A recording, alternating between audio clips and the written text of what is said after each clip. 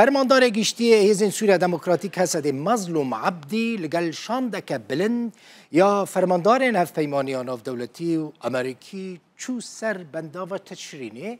گو دمهن در باسپوی در شرکی گلکی مزن لسر چی ببو هیزن امریکی او مظلوم عبدی به هلیکوپتر که تایبت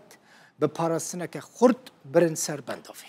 مظلوم عبدی لپیشیا شروانان مشیا چو سر بنداو تشرینه خلک کلوه داره بوجی جرا لچپکان خستن و سلوگان بلند کرن گرم پیشوازیابی کرن فرماندار هیزن سوریا دموکراتیک جه خلکی را جوینک جی چه کر جوان را بحث هفدیتنین به حکومت سوری را کر بحث ریکفتنان کر گوت لسر بنداوه ریکفتنه که اگر بستا هر دمی چه بویه و شر دیوه نمینه و ریوبریه که سویلیا بنداوه وی هبه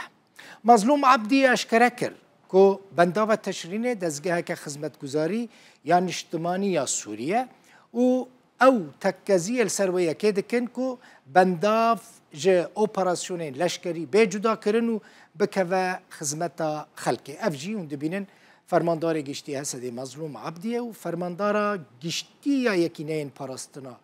جنیه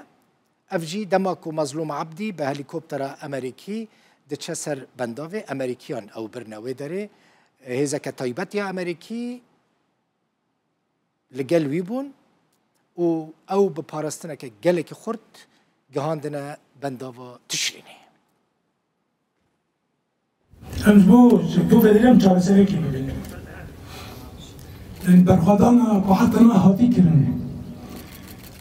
برخوادانا قوه کری کلمه کری اما 100 روز اف 100 روز بیتر بود ما قال الشيطان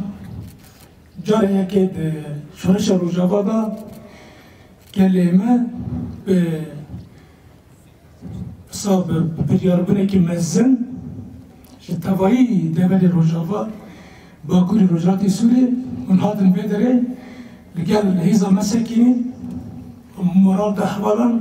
برخدانا قصد ذكري وخورتر كر أنا جي أبا أنجام